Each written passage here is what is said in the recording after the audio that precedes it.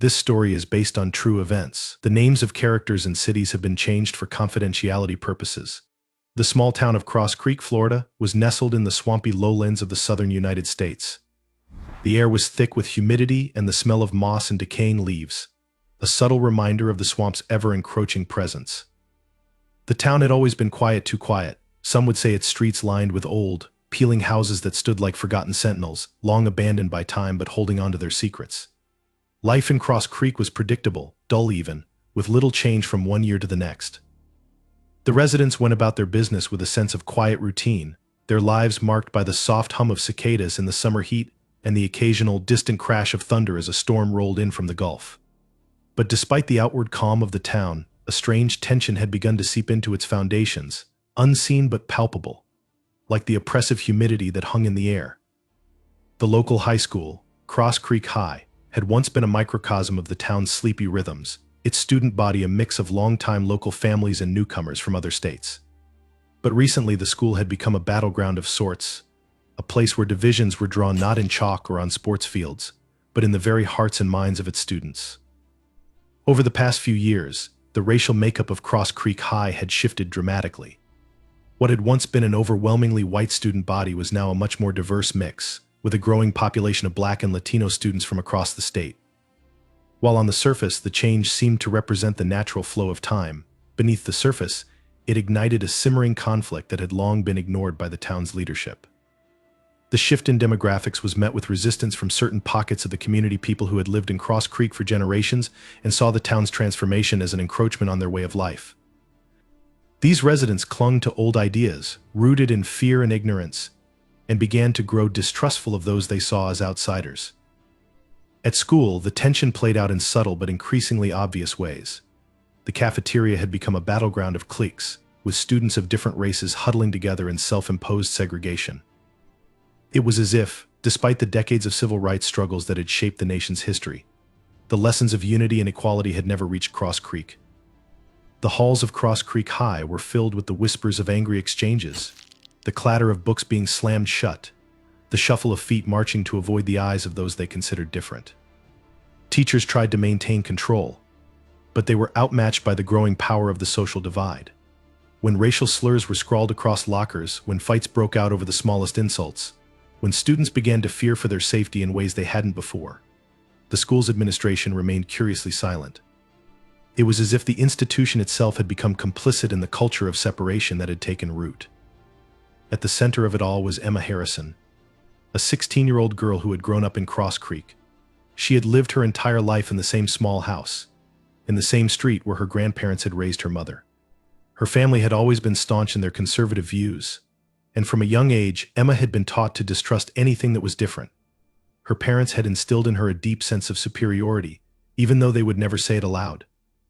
The belief was implicit, passed down through years of subtle language and pointed glances. To Emma, the town and its people were familiar and predictable, their ways unquestionable. The newcomers, the Black and Latino students who had started to populate the school, were different. They didn't belong. She didn't understand why, but she felt it deep in her chest, the sense of being wronged by their very presence. It wasn't something she could articulate clearly, but it was there, a gnawing resentment that had been fed with every passing day. Her feelings festered, nurtured by the isolation she felt as she withdrew further into her own bubble. Emma's friends were like her, mostly white, mostly from long-established families in Cross Creek. They didn't talk about race much, but when they did, it was always in the context of us and them. They'd laugh at the jokes, agree with the insults, and slowly, over time, Emma's mind became more entrenched in these ideas. The more she heard the words, the more she saw the divide in her school, the more justified she felt in her own beliefs. It was easier to blame someone else for her discomfort and her anger than it was to face the ugly truth that the real problem lay in her own heart. It wasn't long before Emma became involved with an online community, a place where the worst parts of the human psyche were nurtured and encouraged. There, she found other people who shared her views, who saw the same division in the world and blamed others for it. They spoke of purity, of protecting their own kind, of defending themselves from the threats around them. The more Emma participated in these discussions, the more radical her thoughts became. In this space, she found a twisted sense of belonging, a place where her hatred was validated, where every ugly thought she had was echoed and amplified. These people in her mind were her true allies, the only ones who understood the truth. As the weeks passed, Emma's sense of anger and alienation grew. She started to see her peers, her classmates, through a different lens, one that was distorted and tainted by her newfound beliefs. The hallways at school became places of suspicion, and the faces of those around her became more foreign. She no longer saw the students at her school as individuals. Instead, they were symbols of everything she hated and feared, a reflection of a world that was changing in ways she didn't understand. Emma began to isolate herself further, retreating into the darkness of her own mind. The school, too, had become a microcosm of the tension building in Cross Creek. Teachers were afraid to address the rising tide of hate, unsure of how to navigate the storm that was gathering at the edge of their classrooms. The principal, an older man with a history of handling things quietly, swept incidents of racial tension under the rug. After all, the town's reputation was at stake, and maintaining the appearance of harmony was more important than addressing the real issues beneath the surface. The signs were all there: rumors of violence, whispered threats, and the slow unraveling of the social fabric, but no one acted. No one wanted to face the reality that the town was on the verge of a crisis that no one could predict and no one could control. Cross Creek, with its oppressive heat and its sense of complacency, was a town on the brink. And Emma, with her growing anger and resentment, was just one spark in a dry, tinder-filled landscape. Emma Harrison was, to most people in Cross Creek, just another face in the crowd. She was the kind of girl who blended in effortlessly, neither standing out in a room nor shrinking into the background. To her classmates, she was a quiet, reserved 16-year-old, the type of person who didn't attract attention unless it was for something negative. And yet, beneath her calm, almost invisible demeanor, there simmered a storm, one that few could ever perceive, and fewer still could understand. It wasn't something Emma could easily articulate, it was a feeling, a vague but undeniable sense of wrongness that gnawed at her insides. She'd spent her whole life in the small town of Cross Creek, raised in a family that adhered strictly to tradition, its values rooted in generations of pride and entitlement. From the moment Emma could comprehend the world around her, her parents made sure to ingrain in her a deep sense of superiority. It wasn't done overtly, it wasn't loud. Rather, it was in the way they spoke about people who weren't from Cross Creek, the casual, almost unconscious superiority with which they dismissed outsiders. "We've lived here longer than they've been alive," her mother would say, a statement delivered with quiet certainty, as though the fact of their history in the town granted them something more, something that no one else could touch. It was subtle, but Emma absorbed it with the same ease that she inhaled the humid Florida air. Her parents didn't talk about race often, but they didn't need to. It was understood. It was the unspoken truth behind everything. The Harrison family had always been part of the right side of things, the respectable side, the side that didn't have to mix with the wrong people. Emma's father worked as a contractor, his business thriving in the small town thanks to the wealth of older homes and the constant demand for repairs. Her mother stayed at home, keeping a clean house, raising Emma with an iron fist when it came to manners and expectations. They didn't need to say it outright. Emma was taught from an early age that certain people just weren't meant to be in their world. The first time Emma felt it, truly felt it in her gut, was when she was in the 6th grade. She'd been assigned a new student as a project partner, Jamal, a boy who had recently moved to Cross Creek with his family. He was smart, quiet, and easy to talk to, but Emma couldn't get past the fact that he was black. She didn't know why it bothered her at first, but she'd never had to deal with a black student before. Her parents didn't have black friends. Her church didn't have black members. The other kids in her class, though polite to Jamal, also seemed uncomfortable around him. There was something about him, something that made Emma's stomach tighten whenever he spoke. She told herself it was because he was different, but deep down, she knew there was more to it. As the years passed, Emma's feelings toward Jamal and others like him didn't subside. In fact, they grew more pronounced. The students who came to Cross Creek from other places, particularly from cities farther south, seemed foreign to Emma in ways she couldn't explain. They weren't like her. They didn't have the same way of speaking, the same mannerisms, or the same understanding of how things were supposed to be. She began to feel, more and more, that her world was being invaded by people who didn't belong. But instead of confronting these feelings head-on, Emma did what many young people do: she internalized them. She didn't know how to express the resentment, so she let it fester. By high school, the school environment had grown more divided. The cafeteria was split along racial lines. Black students sat at one table, white students at another. In the hallways, groups of Latino and black students congregated in their own spaces, forming tight-knit communities that were slowly becoming impenetrable to those who didn't belong. Emma was aware of it all, and it made her sick. She hated how easy it was to see the division, how she could walk into a room and instantly know who was one of them, and who was one of us. It wasn't just about race anymore, it was about control. Emma began to feel that her town was being taken away from her, piece by piece. It wasn't just Jamal and his friends who bothered her, it was the whole idea that things were changing in a way she couldn't stop. The influx of new people, the diverse students, the tension in the air, it all felt like an affront to the life she'd always known. It felt like something was being stolen from her, and the more she tried to ignore it, the more it consumed her. It was around this time that Emma found solace in a place she hadn't expected: online forums. At first, she wandered in out of curiosity, clicking through social media and other websites, looking for something to distract herself from the unease that had taken root in her life. But soon, she stumbled upon groups, small at first, but growing. These were spaces where people shared ideas, and not just any ideas, but ideas that validated everything Emma had been feeling. There were people in these forums who spoke of the threats of demographic change, who warned of the dangers of mixing races, of the decline of traditional values. At first, it was just words she didn't quite understand but felt drawn to, as if they were a lifeline thrown to someone stranded at sea. As she continued to read, the ideas began to take root in her mind. It wasn't just her feelings of alienation anymore, it was something deeper, something that felt like a call to action. The more Emma read, the more she found herself agreeing with the ideas being presented. The rhetoric became more extreme, the voices louder and more insistent. And the more she consumed it, the more her worldview began to change. She saw herself as someone on the front lines of a war to protect everything she held dear. The rising tide of outsiders in her school was the enemy, and it was time to fight back.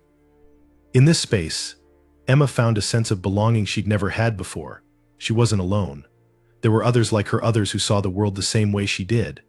There were people who had experienced the same fear, the same confusion, the same anger. And together, they were united in their conviction that they had to protect what was theirs, no matter the cost. Emma's transformation was gradual at first, a slow boil that no one noticed. She grew more withdrawn, less interested in her old hobbies and friendships. The world outside the forum seemed less and less relevant to her. She no longer cared about school events or after-school activities. All that mattered was the fire she felt inside, a fire that had been stoked by the constant barrage of messages telling her that the world as she knew it was under siege. And then, one day, Emma made a choice. It was as if something inside her had snapped, and she saw her future clearly for the first time. She knew what she had to do. The anger that had been building for so long could no longer be contained. It needed an outlet. And Cross Creek High, with its cafeteria of divided students and tension-filled halls, would be the stage for her reckoning. What started as a feeling, an uncomfortable knot in her stomach, had now become an overwhelming certainty. Emma was ready. The first time Emma's resolve truly hardened was a late afternoon. The sky already dipped in shades of orange and pink, a fading light that mirrored the slow decay of her last shred of doubt.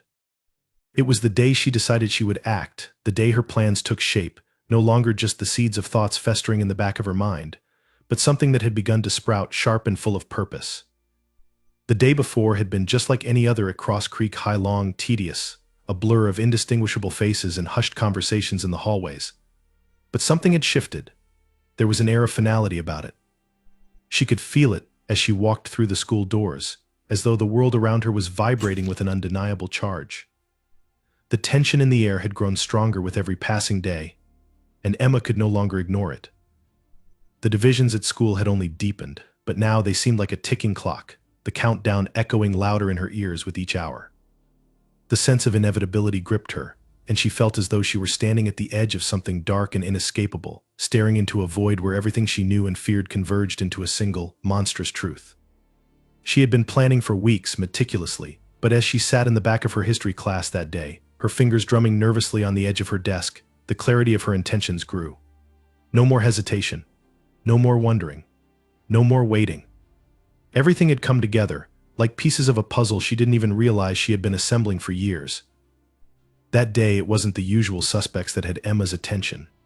It was Jamal, sitting across the room, leaning over his notebook with a quiet focus. He wasn't doing anything special, just the same thing he always did. But Emma watched him with a kind of intensity that was almost predatory. The thoughts in her head were louder than they'd ever been. There was a sharpness to them now, a cruel clarity that made her heart race with a mix of fear and excitement. She couldn't take her eyes off him, The way he moved, the way he flipped the pages of his textbook with such casual ease. It was so simple, so normal. But in Emma's mind, it was a violation of the order she had come to know. He, like so many others, didn't belong. And the more she saw him, the more her plans began to solidify, her desire for action deepening. She no longer felt any sympathy for Jamal. He was no longer a quiet boy she had once partnered with on a school project. He was a symbol and embodiment of everything that was wrong with Cross Creek, with her world. He represented the forces that were slowly suffocating everything she had ever known, everything she had been raised to believe was hers by birthright. As the bell rang, dismissing the students from class, Emma rose from her seat, but something kept her from leaving immediately. Her classmates filed out in their usual chaos, all heading toward the cafeteria or their lockers. But Emma stayed rooted, her eyes still fixed on Jamal. There was something in the way he carried himself so unaware, so calm that made Emma's skin prickle with resentment.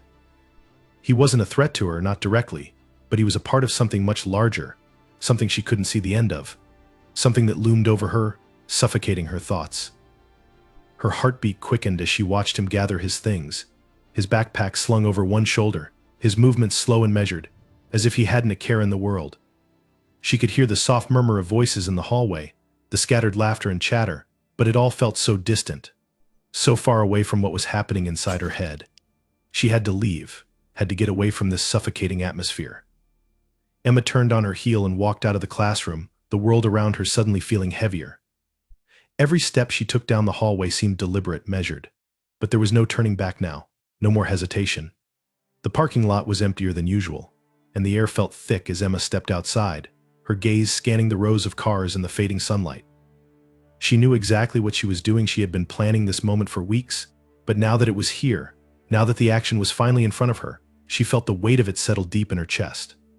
She had been preparing for this, rehearsing it over and over in her mind, but it had always been theoretical. The execution was always a distant thought. Now, however, the moment felt real. It was about to happen. She had bought the weapons over the weekend, hidden them in the trunk of her car, out of sight of her parents, who were always too caught up in their own lives to notice anything out of the ordinary. She had learned what she needed to know, studied how to do it. She had the resolve. She had the tools. All that was left was to make the final step. She stood in the parking lot for a few moments, her mind racing. The finality of the decision weighed heavily on her, but there was also something liberating about it. No more pretending. No more doubt. The world had become clear, and in that clarity, Emma found a purpose, a reason to act. Everything she had learned from the forums, everything she had been taught by the people who had fed her mind with ideas of purity and control, had built up to this moment. It was not a decision born from a single incident or a single insult. It was the culmination of years of festering resentment, of a society that had failed to acknowledge her pain, her fears, her sense of displacement. They had pushed her, they had marginalized her, and now she would make them pay for their refusal to recognize the truth. As she reached the trunk of her car, Emma's hands shook, but not from fear. The adrenaline was pumping through her veins, her every sense heightened. She opened the trunk and stared at the bag of weapons she had purchased, her fingers brushing over the cool metal. It was all so easy. Too easy.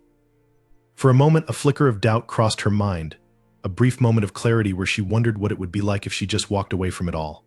But the moment passed quickly, and the doubt was replaced by certainty. She wasn't walking away. She wasn't turning back. With the bag in hand, Emma shut the trunk and walked back toward the school, her steps purposeful, her eyes fixed ahead. She didn't see the students who were lingering by the front entrance, or the cars in the parking lot, or the trees swaying gently in the breeze. All she saw was the path forward, the action she was about to take. She could feel the weight of it, the significance of what she was doing. It wasn't just an attack. It was a statement. It was the final stand against everything she believed was wrong with the world around her. Inside the school, the sound of lockers slamming and voices echoing in the hallways was drowned out by the sound of her own heartbeat in her ears. She made her way through the back entrance, the hallway dark and quiet, a stark contrast to the chaos she had just left behind. The fear, the tension, the excitement, it all felt surreal, like a dream she couldn't wake up from. Her mind was clear now. This was the moment.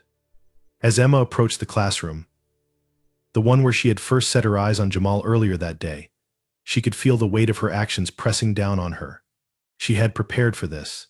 She knew what she had to do. There would be no turning back now. She would leave behind nothing but a trail of devastation, a trail she had set in motion with the smallest of decisions, the simplest of choices. But Emma didn't feel fear. She didn't feel hesitation. She felt powerful. Finally, she was in control. The moment Emma crossed the threshold into the chaos she had so carefully planned, something inside her snapped. It wasn't just the weight of the bag slung over her shoulder, heavy with the tools of her intention. It was something deeper, a sensation like a door being slammed shut in her mind, trapping her in a small, suffocating space. This was it. The turning point, the line between thought and action, between the girl who had dreamed of control and the girl who had become the instrument of destruction. As Emma moved through the hallways, the steps of students clumsy, oblivious, unaware echoed faintly around her. The usual noise of high school life, the ringing of lockers, the shuffling of feet, the indistinct hum of laughter and chatter was now muffled, as though the world had receded into the distance, leaving her alone in a small bubble of space and time. Every sound felt distant, irrelevant. She was on a singular mission now, and nothing else mattered. The air seemed heavier as she made her way toward the center of the school, the heart of it all, the place where it had all begun, the cafeteria. The school seemed eerily still in its normal chaos. The students moved through the halls as they always did, the cliques and groups scattered about in their designated corners. There was an unsettling sense of detachment in Emma as she passed them. None of them saw her. None of them could sense what was happening behind her calm, determined eyes. They moved as if in a different world, blind to the storm rapidly approaching. Her heart hammered in her chest, but it was not from fear. It was from the anticipation, the heady realization that the moment of transformation was upon her. She wasn't Emma Harrison anymore. She was something else now, something far more dangerous. She didn't know when it had happened, when the quiet, scared girl who had felt small and insignificant had been replaced by this cold, calculating force. It had crept up on her like a fog, thickening the air around her, clouding her mind until she had no choice but to embrace it. As she rounded the corner toward the cafeteria, she saw Jamal again. He was with a group of his friends, laughing, talking alive in a way that seemed to mock her, that seemed to challenge her every sense of justice. It was at that moment, as her eyes locked onto him, that she felt the first tremor of doubt. For the first time in days, she questioned herself. Was this really what she wanted? Was this really what she had set out to do? Her fingers tightened around the straps of her bag, the weight of it suddenly more than she could bear. Her breath caught in her throat, and for the briefest of moments she stood frozen in place. The reality of what she was about to do came crashing down on her. Was this really the world she had been fighting for? Was this truly the only way to make them understand? The feeling passed quickly, replaced by an almost violent surge of anger. No, there was no other way. This was the only path. The world was shifting in ways that no one would acknowledge, and if she didn't act now, it would be too late. It wasn't just about Jamal, or the people he represented. It was about the entire system that had created this divide, this sense of helplessness, this erosion of everything that had once felt certain and secure.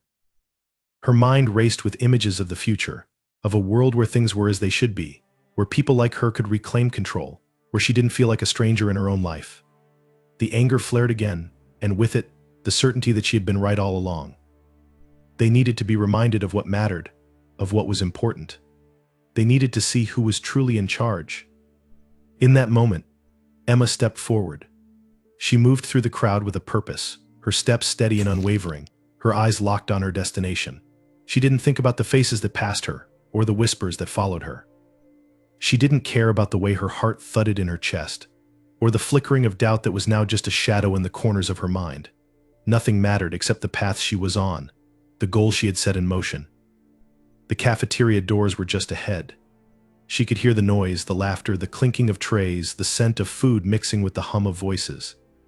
It felt like the beating heart of the school, the center of everything. The one place where students came together, shared space, shared lives, where the fractures between them were supposed to be forgotten, even if just for a moment.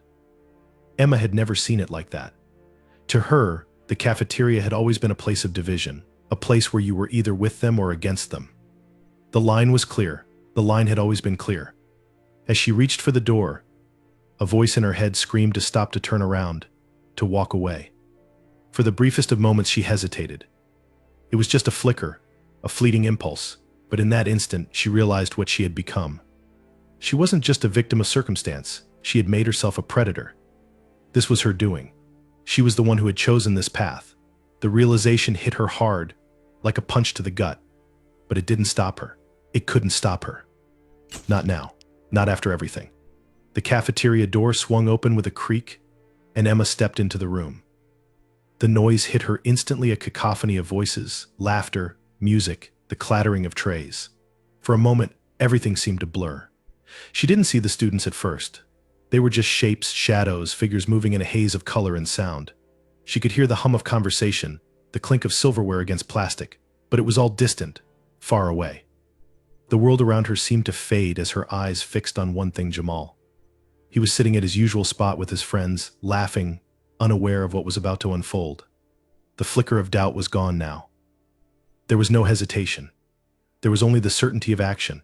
Her steps were purposeful, deliberate, her mind focused entirely on the task at hand. The sound of her shoes against the tiled floor was the only thing that seemed real. It was all too easy. The weapons in her bag were so close, so accessible.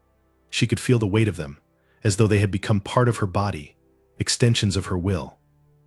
As Emma made her way through the room, her hands trembling with the coldness of the moment, she was no longer the girl who had walked into this school just weeks ago. She was something darker, something more dangerous.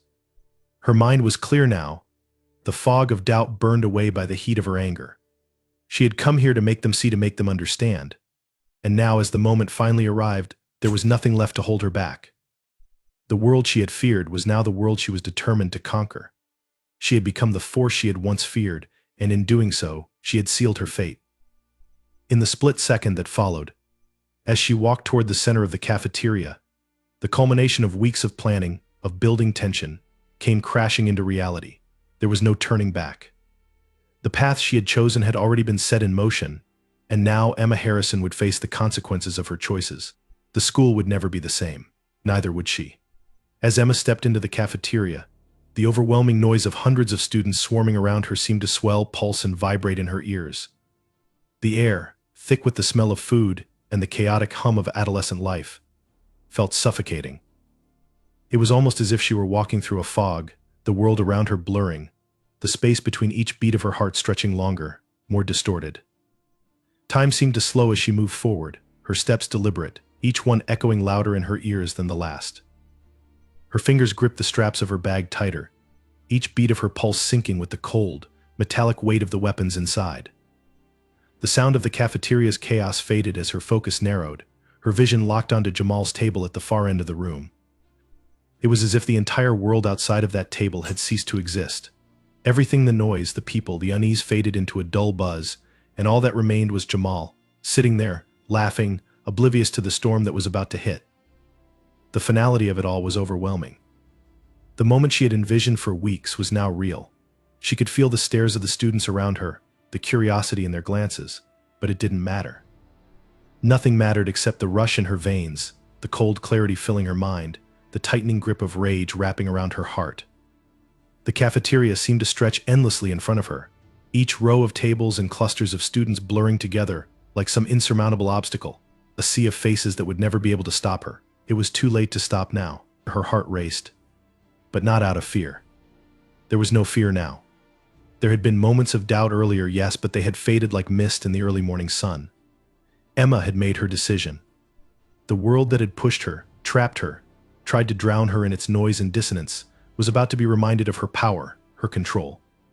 They had made her into this thing, the monster that now moved through their world like a silent predator. The whispers, the looks, the words she had swallowed over the years were now crystallizing into this singular moment. And as she drew closer, the weight of the bag, the weight of her purpose felt heavier, suffocating, but in a way that made her feel more alive than she ever had before. She reached the middle of the cafeteria, and the noise seemed to change. It wasn't that the sound around her lessened, but the sound had shifted. It became more distinct, more fractured, like she was hearing the world through a broken lens. The chatter of students laughing, the clang of trays hitting tables, the music playing in the background, they all became part of something that was entirely separate from her. A distant, irrelevant noise. Every footstep around her felt like a threat. Every whisper seemed like an accusation. But she was past that now. She was past everything. Jamal was still laughing, still talking with his friends, unaware of the storm that was silently building around him. Emma's hands tightened around the straps of her bag, a low hum in her chest as her mind locked onto one single thought: it would end here. She moved forward with purpose, every step measured, every muscle coiled with intensity, every part of her in full control. Her eyes never left him.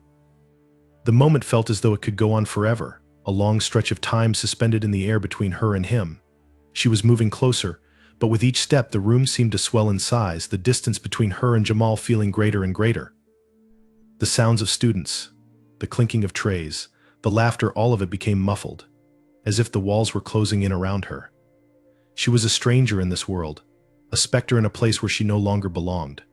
She wasn't Emma Harrison anymore. She was something darker, something far more dangerous, and now she was about to make them see it. The air around her grew colder, and her skin tingled with a strange, almost otherworldly sensation, a mixture of exhilaration and dread. She could feel her pulse in her throat, the raw energy surging through her body.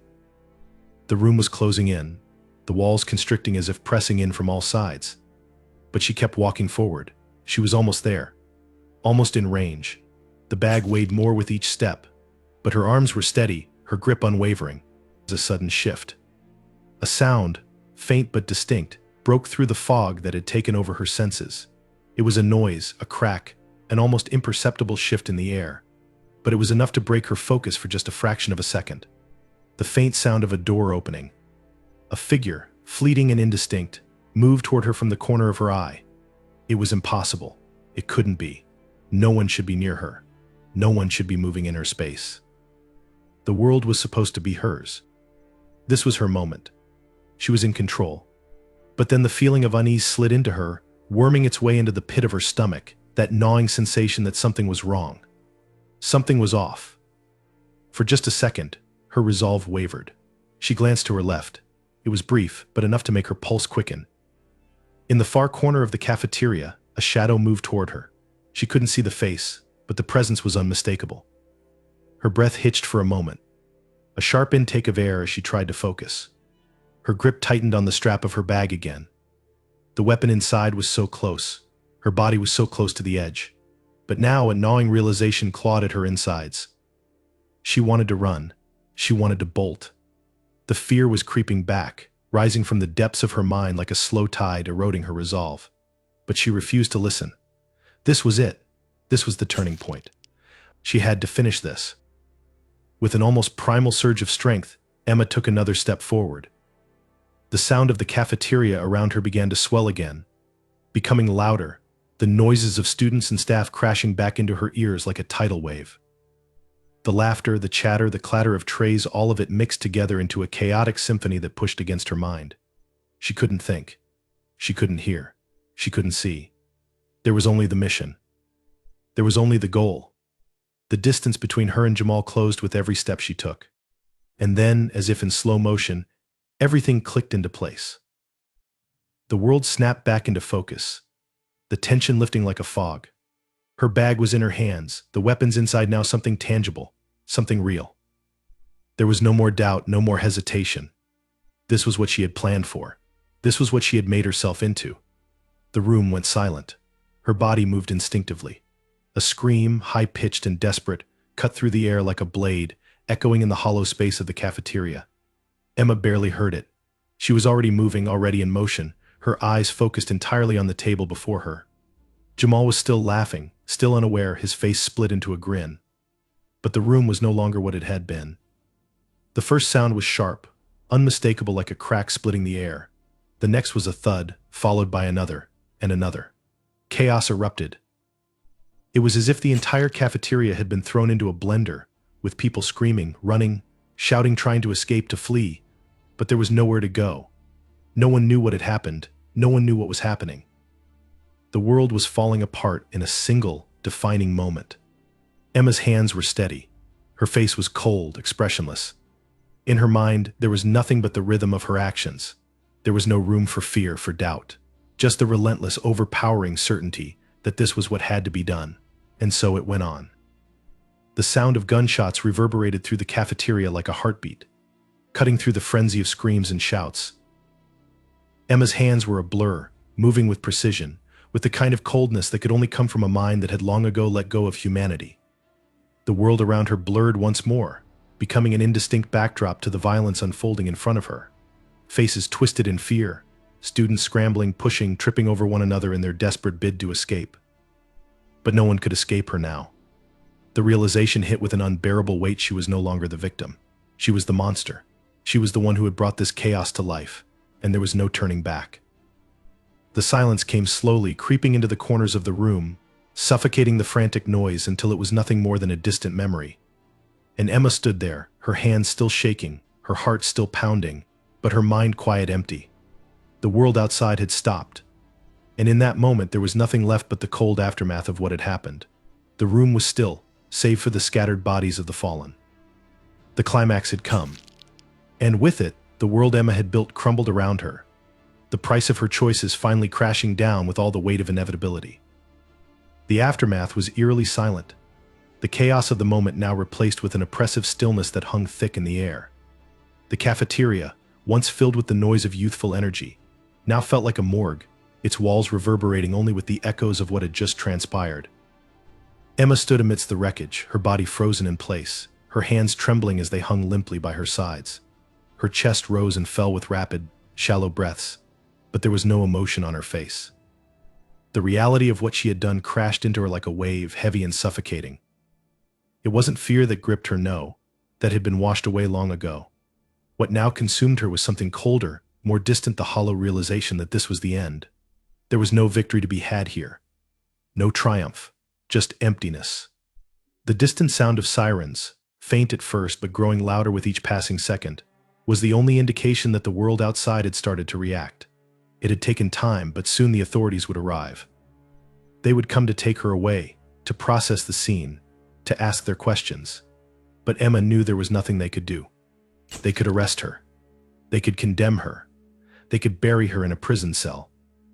But the destruction was done. There was no undoing it.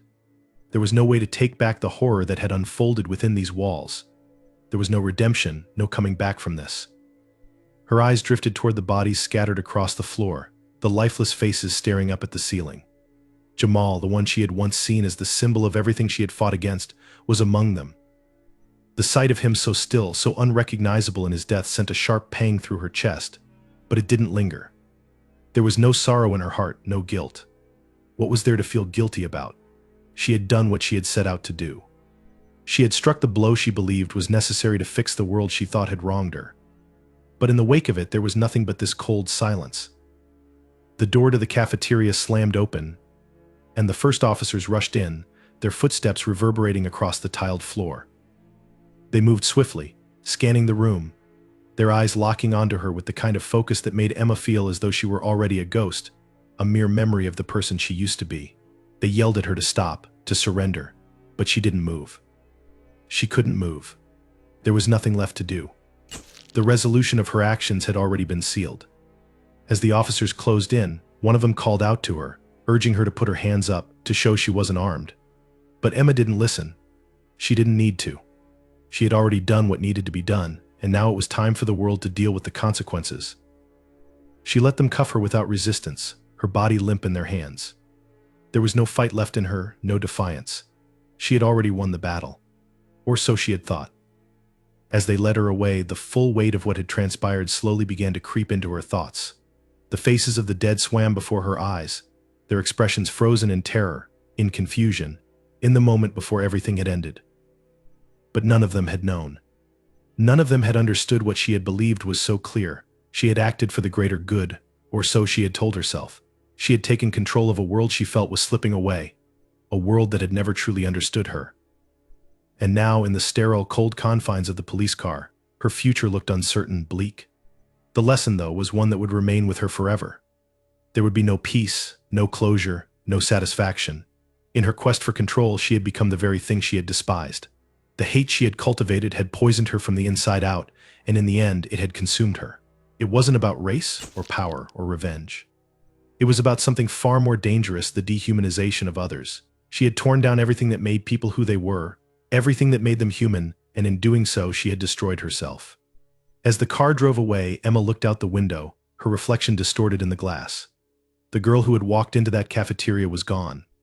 In her place was only an empty shell, a broken figure, trapped by the very hate she had sought to wield.